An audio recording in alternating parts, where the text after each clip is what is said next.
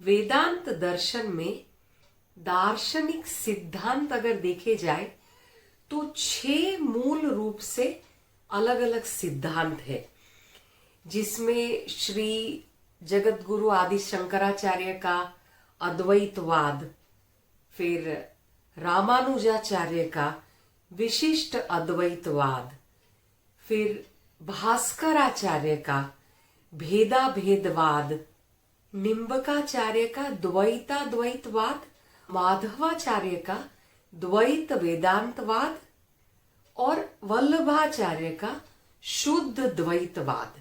ये मुख्य रूप से 6 अलग अलग दार्शनिक सिद्धांत है, पर इसमें से 3 जो है वो सबसे प्रमुख है। सबसे पहला द्वैतवाद, दूसरा विशिष्ट द्वैतवाद और तीसरा अद्वैतवाद।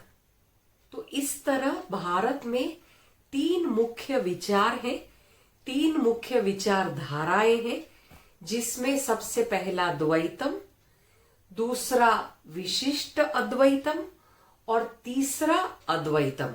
ये तीनों रास्ते बहुत चर्चित है, इसमें वाद विवाद भी बहुत ज्यादा चलते रहते हैं। वैसे लगता है ये तीनों रास्ते अलग अलग हैं, तीनों की मान्यताएं अलग अलग हैं, पर अगर गौर से समझा जाए तो ये तीनों एक ही रास्ते के अलग अलग पड़ाव है, अलग अलग स्टेजेस है, पर रास्ता एक ही है। जैसे सबसे पहला रास्ता, सबसे पहली विचारधारा जो है वो द्वैतम। अब द्वैतम के हिसाब से बनाने वाला और प्रोडक्ट दोनों एक अलग अलग चीज है। जैसे द्वैतम के हिसाब से अगर ये पेन है तो पेन को बनाने वाले भी हैं, अगर ये मिट्टी का घड़ा है तो मिट्टी के घड़े को बनाने वाला कुंभकार भी है। इस धारणा के हिसाब से अगर समझा जाए तो हम और ईश्वर अलग अलग हैं। ईश्वर हमारे पालनहार है, ये कहता है द्वैतम विचार।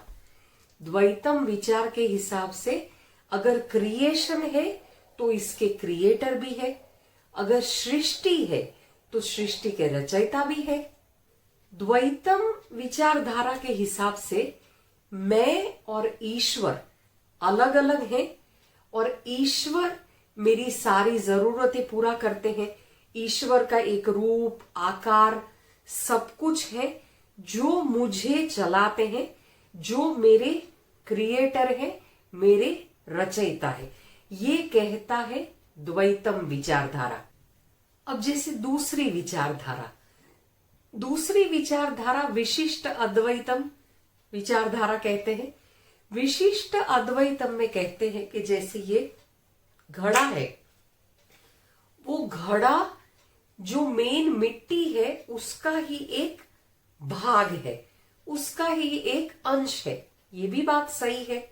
जैसे इस विचारधारा के हिसाब से ईश्वर है, ईश्वर का मैं एक छोटा सा अंश हूं। बात ये भी सही है। बात द्वैत की भी सही है कि एक रचयिता है और मैं उसकी सृष्टि हूं, सृष्टि को बनाने वाला है और मैं सृष्टि हूं। ये द्वैत विचारधारा हो गई। और अद्वैत विचारधारा ये भी सही है। विशिष्ट अद्वैत जो कहते हैं, ये दूसरी जो विचारधारा है विशिष्ट अद्वैतम, ये भी सही कहते हैं कि ईश्वर कहीं पर है और मैं उसका एक छोटा सा अंश हूं। और जैसे ये घड़ा विलीन हो जाएगा मिट्टी में, वैसे मैं भी ईश्वर में वापस विलीन हो जाऊंगा। ये भी बात सही है। अब ये दोनों जो थियरी है, द्वैत और विशिष्ट अद्वैत, दोनों ऑलमोस्ट एक ही बात बोलते हैं। द्वैत का कहना है कि भाई मैं एक मिट्टी है और मैं वो मिट्टी का ही एक मिट्टी ने ही मुझे बनाया है। मिट्टी अलग है और मिट्टी से मैं बना हुआ हूं। और विशिष्ट अद्वैत क्या कहते हैं कि मैं वो जो मिट्टी का ढेर है उस मिट्टी का ही मैं ढेर हूं, उसका ही एक अंश हूं और उसी में मैं वापस चला जाऊंगा। तो ये दोनों बात ऑलमोस्ट सेम है और दोनों की विचारधारा एकदम सही है। अब तीसरी जो विचारधारा है वो है अद्वैतवाद, जो जगत गुरु आदि शंकराचार्य ने जिसको प्रस्थापित किया वो अद्वैतवाद। जैसे अद्वैतवाद नॉन ड्युअलिटी के विचार के हिसाब से मिट्टी ने आपको बनाया, जैसे ये घड़े को मिट्टी ने बनाया, ये द्वैत कहता है।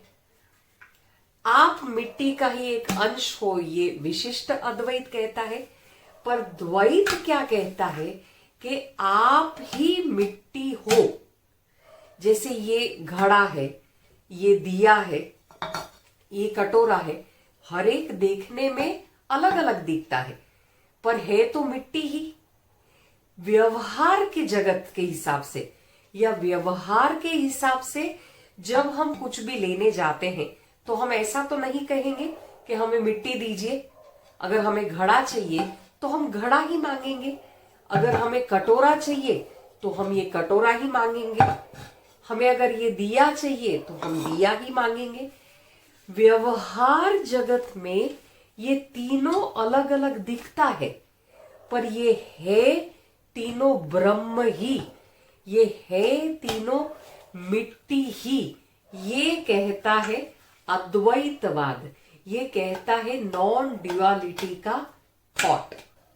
अद्वैत विचारधारा कहती है कि मैं पहले भी मिट्टी था, मैं अभी भी मिट्टी हूं और मैं मिट्टी ही रहूंगा। जैसे ये घड़ा है, ये दिखता है हमें घड़ा पर ये है मूलतः मिट्टी ही, मिट्टी का अंश नहीं है, ये मिट्टी ही है। आई एम ब्रह्म, अहम ब्रह्मास्मि, ये जो थियरी है नॉन ड्युअलिटी की, ये जगत गुरु शंकराचार्य ने प्रस्थापित की। वेदांत शास्त्र कहता है कि भगवान है, ये कहना गलत है। सब कुछ भगवान है, ये सही है। व्यवहार जगत में घड़ा, कटोरा, दिया सबका अपना अपना स्थान है पर सब कुछ है मूलतः मिट्टी। अहम ब्रह्मास्मि, इसीलिए वेदांत शास्त्र का ये थियरी कि सब में भगवान है ये कहना गलत रहेगा। सब कुछ भगवान ही है, ये वेदांत शास्त्र का थियरी है जिसको जगत गुरु आदि शंकराचार्य ने स्थापित किया। आदि गुरु शंकराचार्य एकत्ववादी है, उन्होंने ब्रह्म को ही सत्य माना। जीव मूलतः ब्रह्म ही है, ब्रह्म से भिन्न नहीं है। इसको और समझाने के लिए शंकराचार्य ने सत्य और असत्य के लक्षण समझाए। तो सत्य के लक्षण क्या है? जो त्रिकाल अबाधित है वो सत्य है। सत्य हमेशा त्रिकाल अबाधित होता है। त्रिकाल अबाधित होना यानी क्या? त्रिकाल अबाधित होना यानी जैसे ब्रह्म एकमात्र सत्य है। यहां पर जैसे हम मिट्टी, घड़ा, दिया ये सब समझ रहे हैं तो उस हिसाब से मिट्टी एकमात्र सत्य है, जैसे ब्रह्म एकमात्र सत्य है। उसके जो रूप है, जो हमने घड़ा देखा, जो हमने प्लेट देखी, जो हमने दिया देखा, ये सब असत है। असत क्यों? क्योंकि ये काल के बाधित है। अभी है, बाद में नहीं रहेंगे। अभी है, पहले ये नहीं थे। तो ऐसे असत के लक्षण क्या बताए शंकराचार्य जी ने? कि जो असत है वो त्रिकाल बाधित होता है। त्रिकाल बाधित यानी क्या? हमारा जो ये शरीर अभी है वो आज से 50 साल के बाद नहीं रहेगा। कितने साल के बाद नहीं रहेगा वो हमें नहीं पता है। आज से कई सालों पहले ये शरीर नहीं था। तो ये जो त्रिकाल बाधित है वो सब कुछ असत है। यानी आप ये सृष्टि में देखा जाए तो इतनी सारी चीजें असत है, यानी सब कुछ ही असत है इस हिसाब से अगर देखा जाए तो। आदि शंकरा ने ये सत और असत को और विस्तार से समझाने के लिए 3 सत्ता समझाई है। मुख्य रूप से सत्ता यानी जो हमें भासित होता है, तो उसमें सबसे पहली सत्ता है प्रतिभासित सत्ता, दूसरी है व्यवहारिक सत्ता और तीसरी है पारमार्थिक सत्ता। अब सबसे पहली सत्ता प्रातिभासिक सत्ता। प्रातिभासिक सत्ता यानी सिर्फ भास होता है, सिर्फ ब्रह्म होता है, होता नहीं है रियलिटी में। जैसे सपने में हम कुछ देखते हैं, सिर्फ भास होता है, रियलिटी में कुछ नहीं है। अच्छा, कई बार वो कहानी तो सबने सुनी ही होगी कि सांप रस्सी को सांप समझ लिया, थी रस्सी ही पर समझा क्या, सांप। तो ये भास हुआ, वास्तविकता में कुछ नहीं था। तो ये प्रातिभासिक सत्ता इसको कहते हैं। सत्य नहीं है ऐसी सत्ता वो प्रातिभासिक सत्ता कही जाती है। दूसरी सत्ता है व्यवहारिक सत्ता। व्यवहारिक सत्ता जो है वो बहुत स्वाभाविक है। जागृत जगत में ये सब दिखता है, ये सब अपीयर होता है, जैसे घड़ा, प्लेट, दिया, अलग अलग शरीर, जो भी सारे अलग अलग शरीर है, ये सारी व्यवहारिक जगत में, ये जो टेबल, कुर्सी, ये पेन, ये सब जो है ये सब व्यवहारिक सत्ता है। ये सब सारी जगत की जो वस्तुएं हैं ये अनुभव में आती है। ये पहली जो सत्ता है प्रातिभासिक सत्ता से ये सत्य ज्यादा लगती है, क्योंकि वो तो ब्रह्म है पहली सत्ता, पर ये कुछ ज्यादा ही सत्य लगती है, पर सच में सत्य है नहीं। ये व्यवहारिक सत्ता भी त्रिकाल से बाधित है, जैसे कुर्सी, टेबल, कबर्ड, ये पेन, मिट्टी, ये सब बाधित है। पहले था, अभी है, बाद में नहीं रहेगा, तो ये काल से बाधित हुआ। तो ये दूसरी व्यवहारिक सत्ता है। और तीसरी सत्ता जो है वो है पारमार्थिक सत्ता। पारमार्थिक सत्ता तात्विक सत्ता है। तो ऐसे ये पारमार्थिक सत्ता त्रिकाल अबाधित है, गुणों से परे है, जो कभी भी बाधित नहीं हो सकती, ऐसी ये सत्ता है। तो आइए अब बात करते हैं जगत गुरु शंकराचार्य के बारे में। उनकी जीवनी के बारे में बात करेंगे। उनके जीवन की बहुत सारी चमत्कारिक घटनाएं उनके जीवन में घटी थी। उनका जीवन 32 साल का ही रहा था।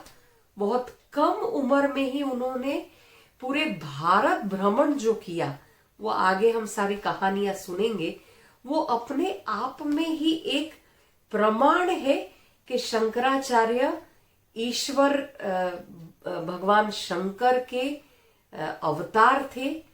ये जो उन्होंने प्रस्थापित किए 4 मठ, उत्तर, दक्षिण, पूर्व, पश्चिम में चारों मठ की स्थापना की, सनातन धर्म की स्थापना की, और उन्होंने ये अद्वैत वेदांत है, अद्वैतवाद है, उसको प्रस्थापित किया। ये जो सोच है, ये सोच शुकदेव के शिष्य गौड़पदाचार्य ने ये अद्वैत वेदांत की स्थापना की थी और उसको प्रस्थापित किया जगत गुरु शंकराचार्य ने। बहुत ही सुंदर और बहुत रोचक कहानी है। पूरे उनके जीवन की एक एक घटनाएं सुनेंगे और ऐसी ऐसी चमत्कारिक घटनाएं हैं। तो बात करते हैं जगत गुरु शंकराचार्य की, जो हमारे पूज्य गुरुदेव की परंपरा है। हम उसी परंपरा को फॉलो करते हैं, आदि गुरु शंकराचार्य की। शंकराचार्य कोई नाम नहीं है, शंकराचार्य एक उपाधि है, एक पद है। जैसे हम कहते हैं ना यूनिवर्सिटी के एक वाइस चांसलर, तो वाइस चांसलर नाम नहीं है, वो एक पदवी है, एक उपाधि है। आपको वीडियो पसंद आया है तो चैनल को सब्सक्राइब जरूर करिए।